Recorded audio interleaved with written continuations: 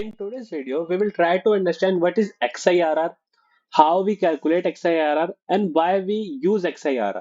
So first of all, XIRR stands for Extended Internal Rate of Return. Where we use it, why we use it. First, why we use it. So XIRR is used where there is no lump sum investment. We are investing on a periodic basis or a irregularity basis. So XIR is used where we are not investing on a lump sum basis rather than we are investing on a irregularity basis or a periodic basis. Let's take an example here. Here we have an investment where we are investing on 1st Jan, then we are investing on 4th of Feb. On the Jan we are investing on the first date, but on the Feb we are investing on the 4th of Feb. On March, we are investing on 7th of March. Then April, we are investing on 17th April. So you can see there is an irregularity between the investments. Okay. So here, so for this type of investments, for calculating the rate of return on this type of investment, we use the XIRR. Now let's see this example once again. So these are the date of outflows. Data outflows are given there, and these are the outflows, the cash of outflows. For the first time we have invested 2000, and for the every next time we are increasing it by 10%. Like in the month of Feb we have invested 2200, in the month of March we have invested 2420.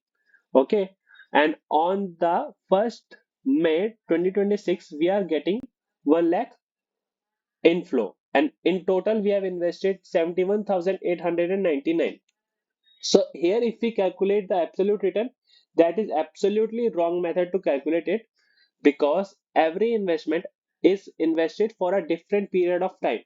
Like suppose this is invested like for 2 years. This is invested for 1 year and something. This is invested for only 1 year. So we can't calculate the absolute return here.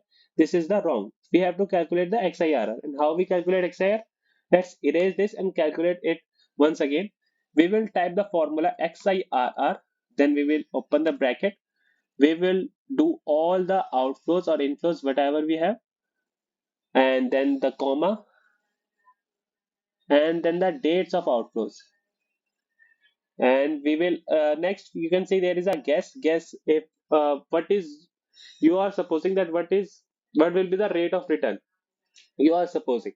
So if you don't put it, the Excel take it as 10%. You close the bracket, press the enter, and you get the 24%. So this is the first example. Now let's move to the second example. Here in this example there is a twist. We are inflowing cash in the we are inflowing cash between the period of investment, like from March, like we have invested in total for how many months, like 16 to 17 months, but we are inflowing cash, we are withdrawing cash for some months. Like in the month of June we have outflow of 5,000 cash, so we are not investing properly, but we are withdrawing it on some time basis. Okay, so you can see here, and how to calculate XIR on these formulas. This is the same. Let's remove this. Put equal to, then XIRR. The same formula will be put here.